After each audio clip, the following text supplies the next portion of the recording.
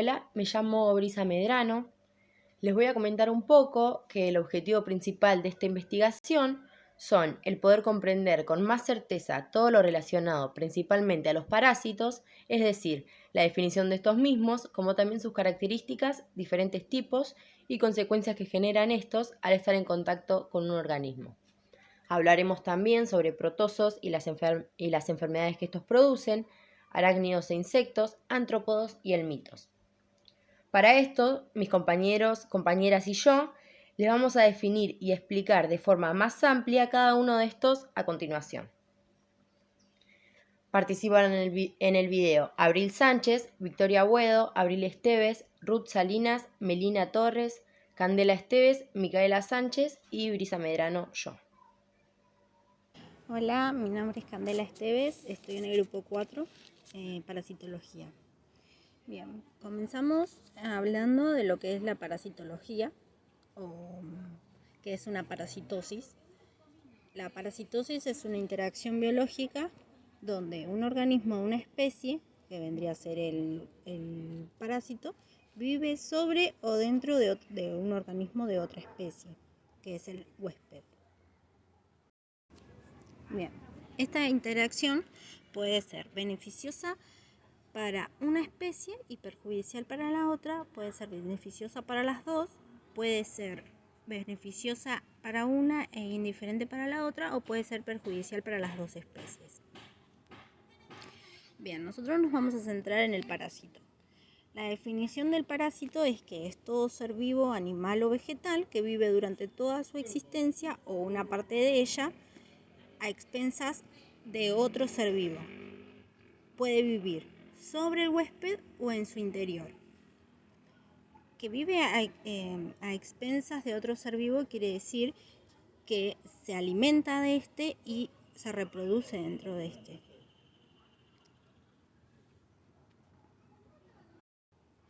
Puede causarle daño o no, y con el huésped mantiene una dependencia obligada y unilateral. Bien. Las características principales de los parásitos es que son agentes biológicos eucarióticos, pueden ser unicelulares o multicelulares, tienen reproducción sexual, asexual y división múltiple. Acá les hago zoom en la imagen para que puedan verlo.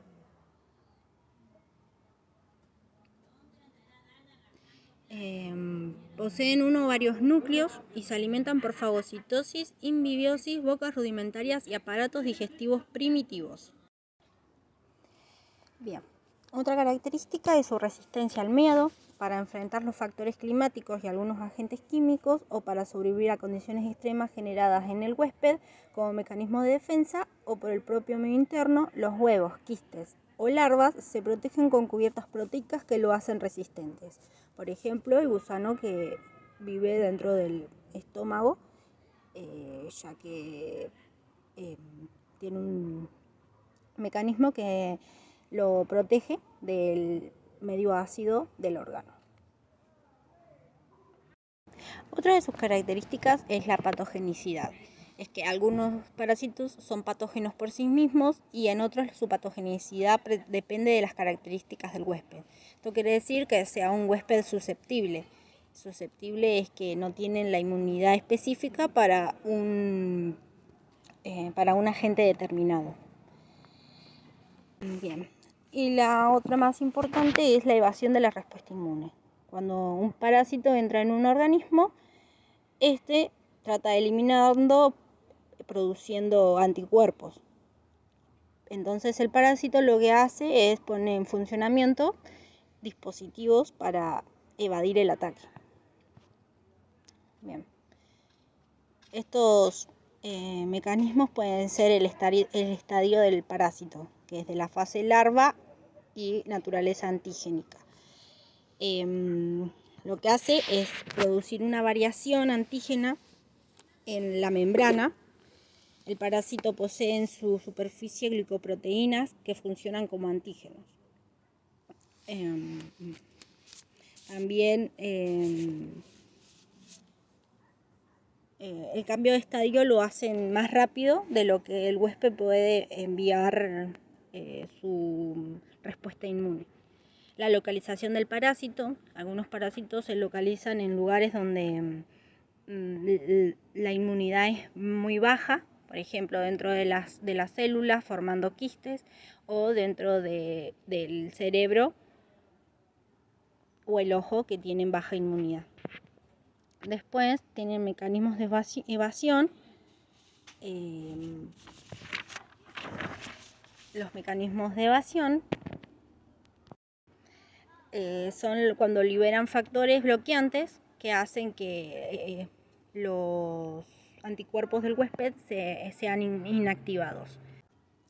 Bien, el tamaño de los parásitos puede ser microparásitos, que son de tamaño minúsculo y de gran numerosidad, suelen reproducirse dentro del organismo huésped, están vinculados al metabolismo del huésped y como consecuencia pueden interferir en él. Se pueden transmitir directamente de huésped a huésped o indirectamente a través de otra especie llamada vector. Producen infecciones de corta duración y agudas, por ejemplo los protozarios. Y los macroparásitos se desarrollan y producen dentro del organismo huésped, suelen provocar periodos infecciosos que salen del interior del huésped e infectan a otros organismos. La infección es de larga duración y son infecciones crónicas, ejemplo los helmintos y artrópodos. Y por último, el tropismo, que es la afinidad que tiene un parásito por un órgano más que por otro. Acá en la izquierda tengo una imagen de un parásito en el intestino y en la derecha un parásito en el cerebro. Hay otros que están en el ojo, y después de este video les voy a dejar un video para que puedan verlo. Bien,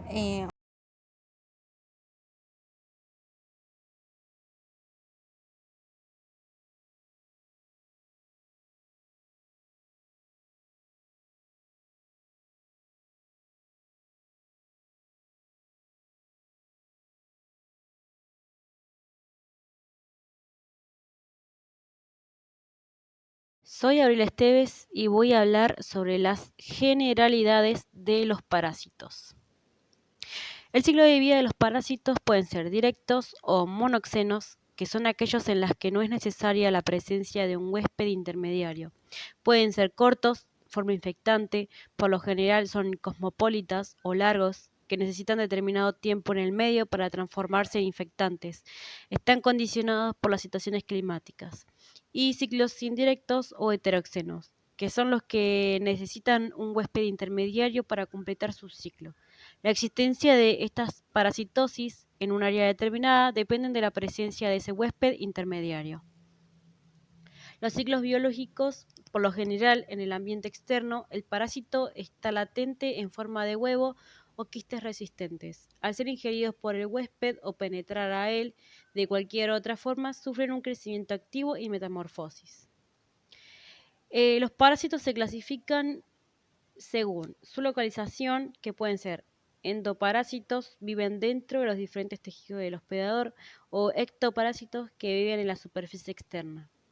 Según su tiempo de permanencia en el huésped, se pueden clasificar en temporales. El parásito solo busca al huésped para alimentarse, periódicos, que requieren del huésped durante una etapa de su ciclo evolutivo, y permanentes, que necesitan del huésped durante todo su ciclo evolutivo. Según la necesidad, tenemos obligatorio, es el que requiere por lo menos un huésped para cumplir todo o una parte de su ciclo evolutivo. Facultativo, cuando un organismo de vida libre puede adaptarse a la vida parasitaria.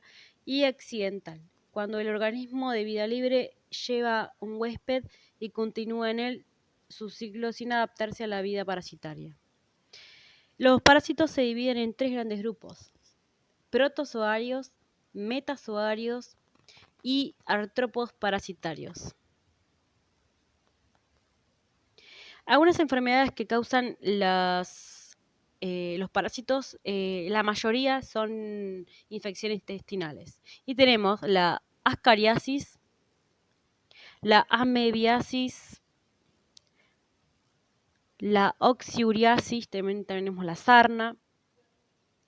Las vías de entrada y salida de los parásitos pueden ser boca, vías respiratorias altas, conjuntivo ocular, conducto auditivo externo, uretra y vagina, ano, placenta, piel.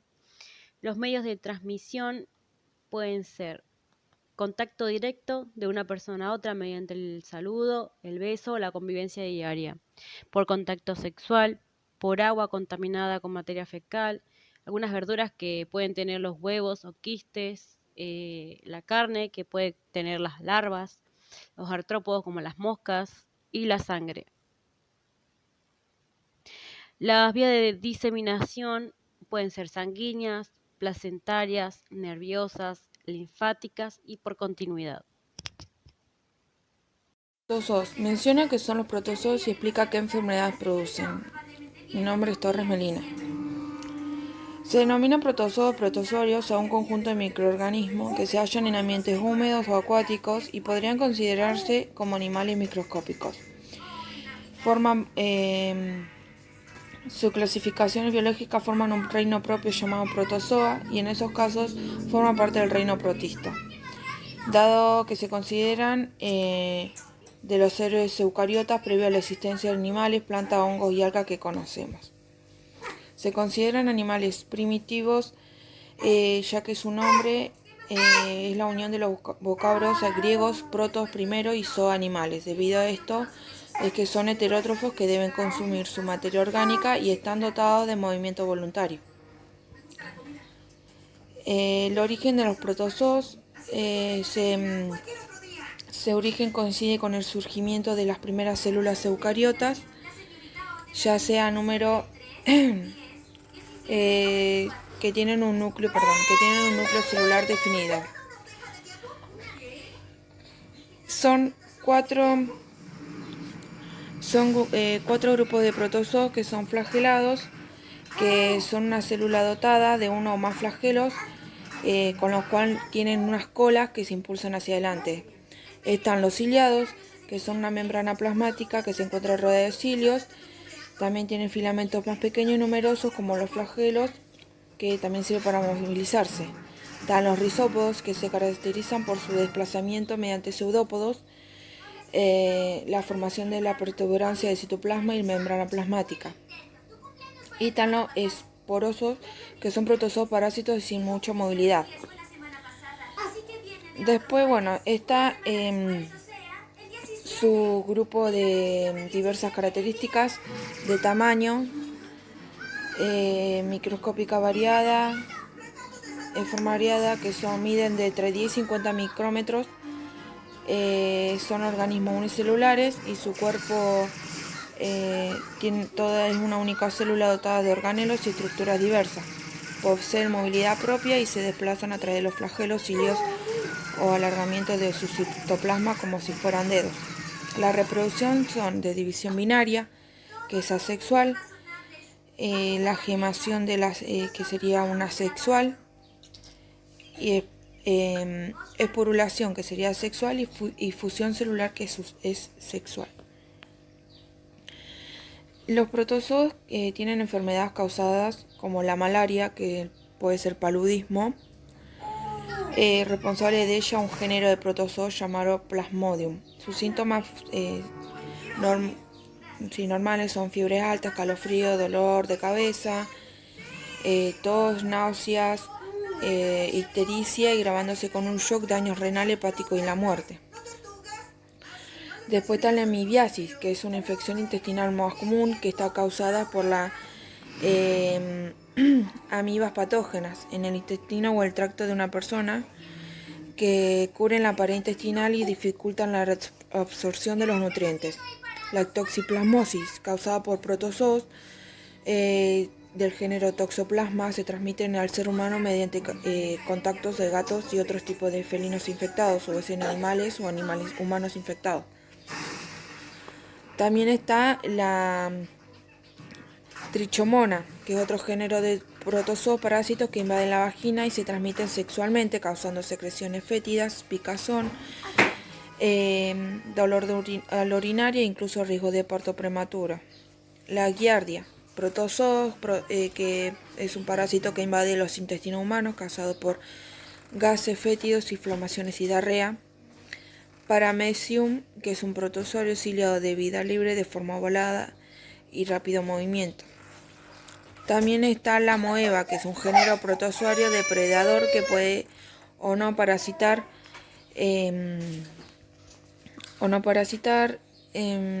a otros seres vivos pluricelulares que viven en espacios acuáticos de manera libre. Hola, buenas tardes, mi nombre es Sánchez Brenda Abril.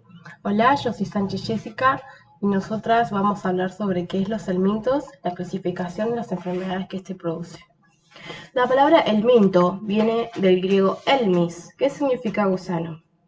Son una clasificación biológica de organismos, gusanos y metazoos que tienen como característica general invadir al ser humano causándole enfermedades zoonóticas. Estas son enfermedades que se transmiten de animales a humanos y viceversa. El término helminto se aplica a los representantes de determinados grupos zoológicos, que inicialmente comprendían los plathelmintos y los nematelmintos. En la actualidad se emplea para todos aquellos parásitos que por su morfología tienen parecido con los gusanos. Ahora vamos a hablar sobre las características generales. Todos los helmintos que existen son invertebrados eucariotas multicelulares, que tienen cuerpo en forma de tubos o que también pueden ser aplanados y que también tienen simetría bilateral. Los parásitos, por lo general, tienen una alta velocidad de multiplicación o crecimiento, lo que resulta en una gran demanda para la generación de energía.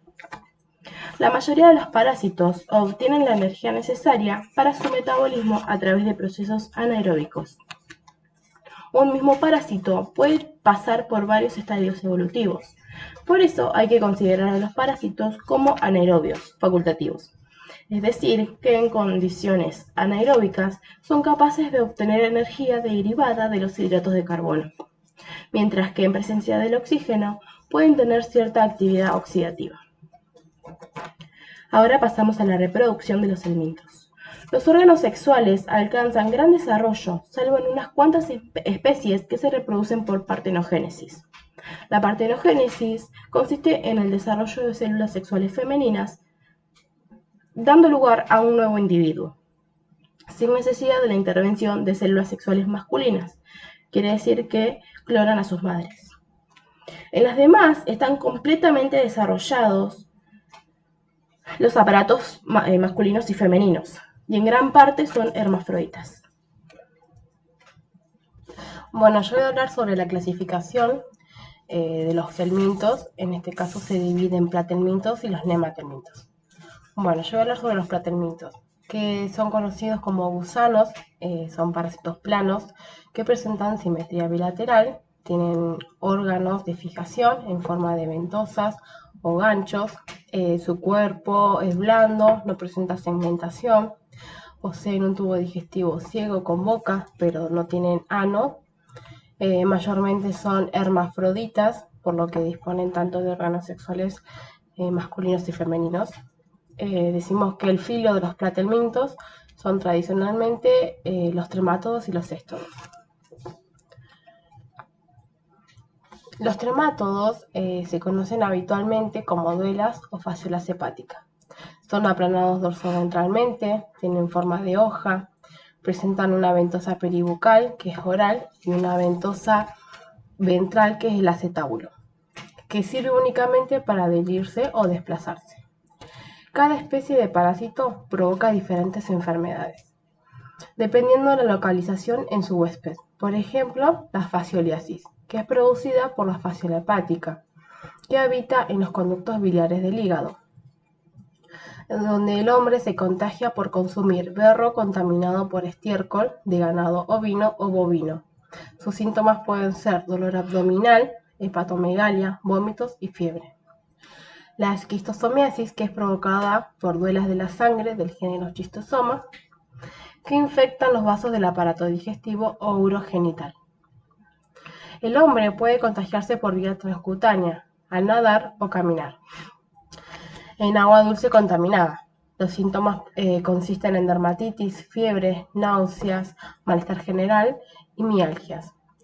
La paragonimiasis es la infección producida por la duela pulmonar, Paragonimus westermani, donde los seres humanos se contagian al ingerir crustáceos crudos de agua dulce. Los síntomas incluyen tos crónica, dolor torácico, dinea y hemoptisis. Luego pasamos a los céstodos. Decimos que son gusanos, parásitos también, que viven de adultos en el interior del cuerpo de sus huéspedes. No poseen aparato digestivo y se alimentan por absorción de nutrientes a través de su piel. Un ejemplo es la tenia, o comúnmente conocido como solitaria. Se compone de un metámero asexual, llamado cabeza o escólex. Está dotado de órganos fijadores, de ventosas o ganchos, con los que se sujeta a las paredes intestinales del hospedador. También posee una cadena de metámeros sexuales o proglotis. Estos son hermafroditas y producen una infinidad de huevos cada uno. Las principales enfermedades que producen son la teniasis y la cistercosis. La teniasis es una enfermedad que se produce al comer carne infectada cruda, cuando las larvas enquistadas en este animal eclosionan en el intestino humano y producen las nuevas solitarias. Después tenemos la cistercosis, que se produce cuando lo que se ingiere son los huevos. En este caso, no se produce el desarrollo definitivo del animal, sino que las larvas nacidas se enquistan en los órganos del cuerpo. La teniasis se caracteriza generalmente por dolor abdominal, náuseas, diarrea o estreñimiento. Los huevos se transforman en larvas en varios órganos del cuerpo, cuando alcanzan el sistema nervioso central, que pueden causar síntomas neurológicos, como por ejemplo la neurocistercosis, que incluyen cefaleas, cegueras, convulsiones, ataques epilépticos y puede ser mortal. Luego pasamos al ciclo de vida de la teniasis, que es donde el parásito adulto se desarrolla en el intestino delgado del ser humano, donde se reproduce y forma huevos. Estos están contenidos dentro de los proglotis, que son expulsados en las heces. El huevo presente en la materia fecal puede ser ingerido por el ser humano o por el cerdo. Una vez dentro del tracto digestivo, se convierte en cisticerco y se puede alojar en el cerebro, el hígado, los músculos o los ojos. El ciclo se cierra cuando el ser humano ingiere carne con cisticercos e inicia su desarrollo como adultos. La siguiente clasificación de los alimentos son los nemátodos. Los nemátodos, también denominados gusanos cilíndricos, cuentan con un aparato digestivo completo. Los sexos se encuentran en organismos diferentes, es decir, son dioicos, y presentan dimorfismo sexual, es decir, que el macho es más pequeño que la hembra.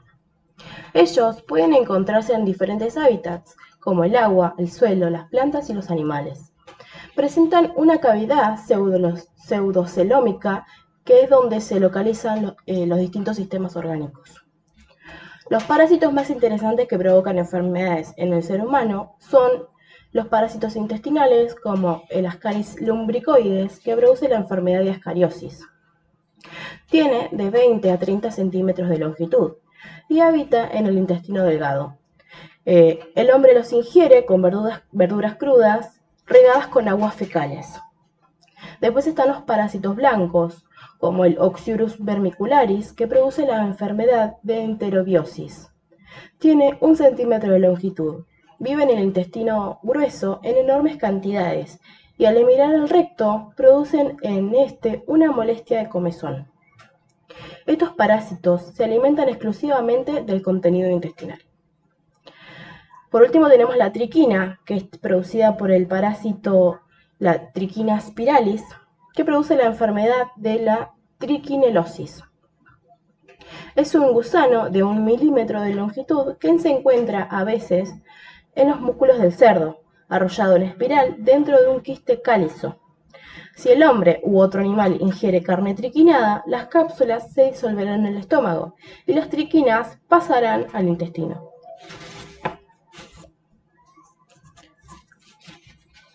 Ahora pasamos a las características de los nemátodos. Tienen cuerpo cilíndrico, alargado y extremos puntiagudos. Como habíamos dicho, presentan dimorfismo sexual, que el macho es más pequeño que la hembra. Tienen una reproducción sexual como asexual, mediante partenogénesis, fragmentación o embriogénesis, según las condiciones ambientales y de supervivencia que se encuentren los adultos. Tienen una simetría bilateral, contienen una capa externa acelular, que es la cutícula, presentan 4 fases juveniles, que son las larvarias, y una fase de adulto. Tienen un sistema digestivo completo, que presenta boca, esófago, intestino y ano. Por último, pasamos por el ciclo de vida de los nemátodos. La vida de los nemátodos está intrínsecamente relacionada con el ambiente donde habite. Además, su ciclo de vida se asocia con el tipo de especie que pertenezca. Cuando son parásitas, realizan alrededor de 4 mudas de piel durante todo su ciclo de vida. En ellas se destacan el ciclo directo y el ciclo indirecto. El ciclo directo, los nemátodos, que corresponde a formas parasitarias, se hallan libres en el hábitat o ecosistema. Se desarrollan dentro del huevo, pero también fuera.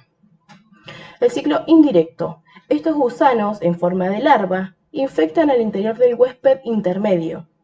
Es decir, que para su ciclo de vida depende de otros huéspedes.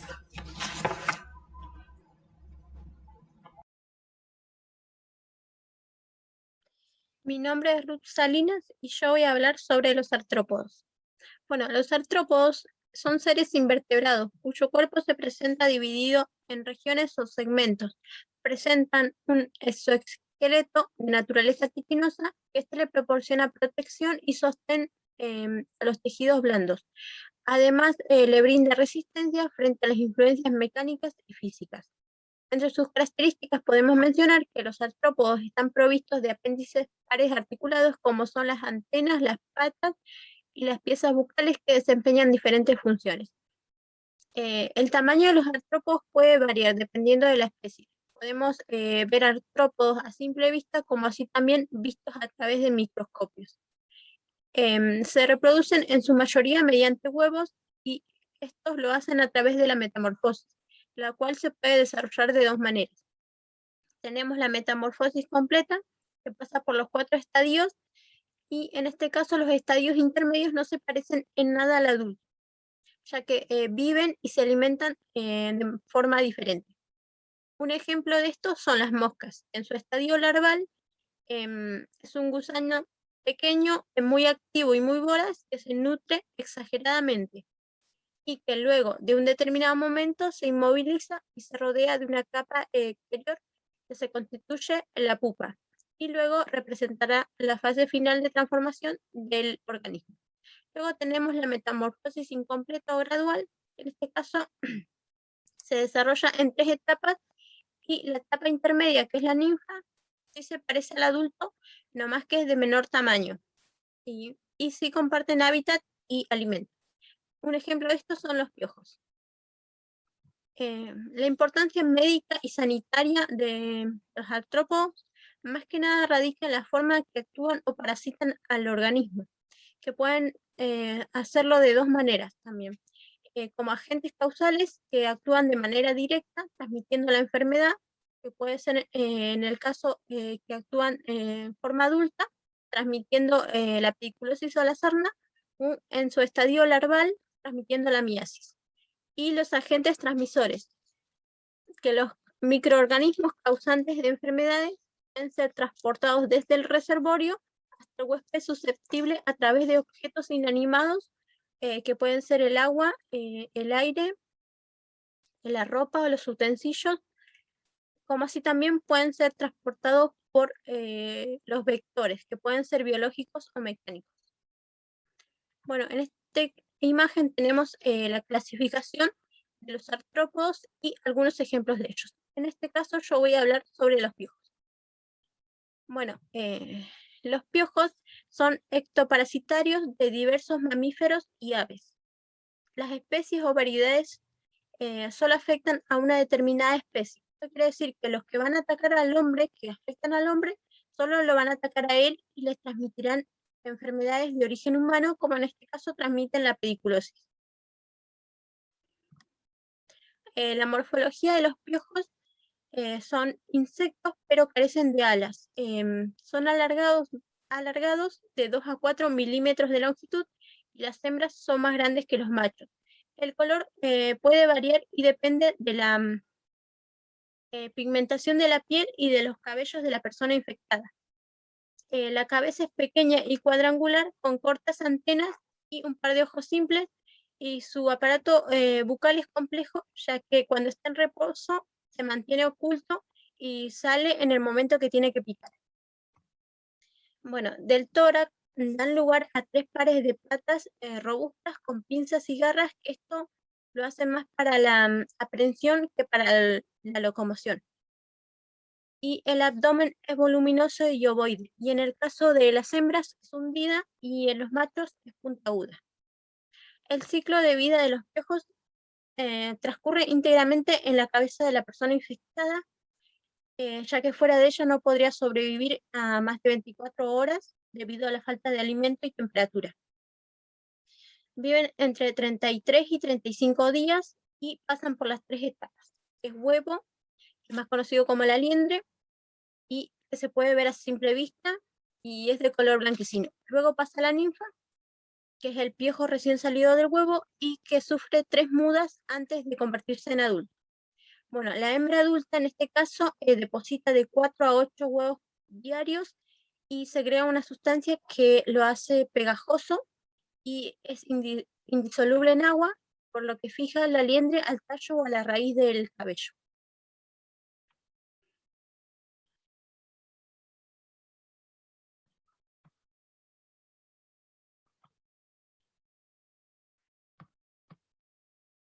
Hola, me llamo Brisa Medrano y les voy a comentar un poco sobre ácaros y garrapatas.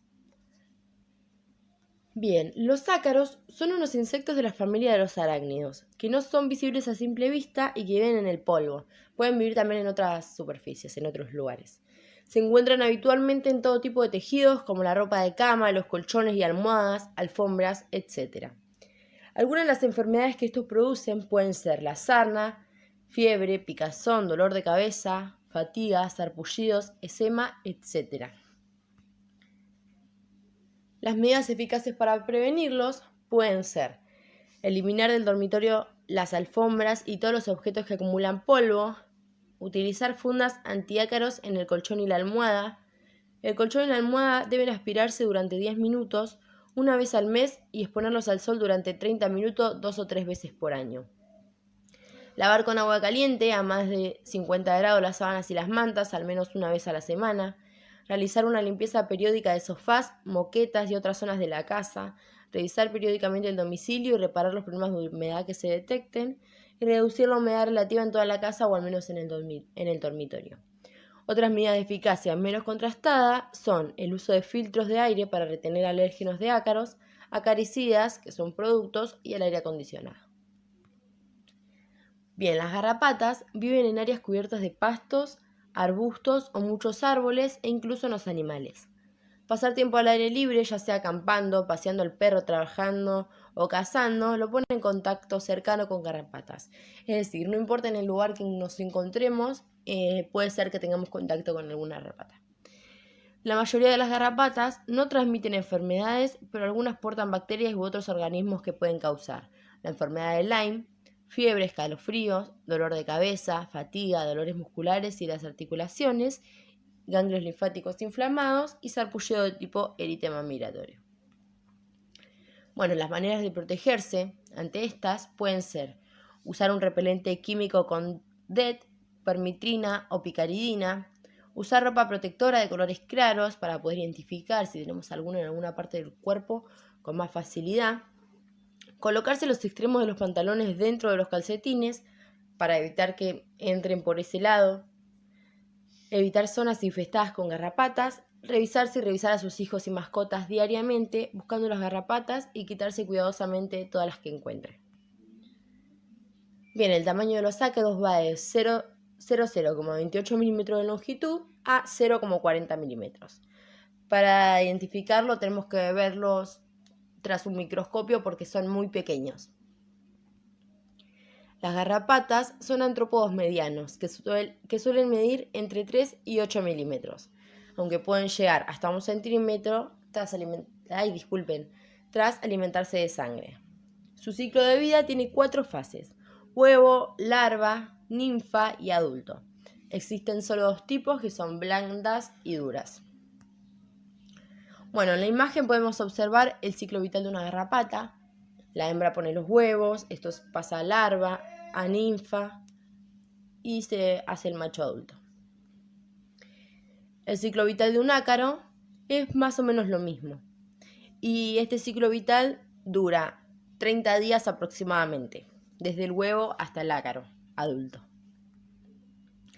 Los tipos de ácaros, según su alimentación, son parásitos, que se alimentan de la piel o la sangre de los animales, entre ellos el ser humano, ocasionándole daños y enfermedades cutáneas. Los depredadores, que se alimentan de microorganismos, pequeños artrópodos u otros arácnidos de menor tamaño.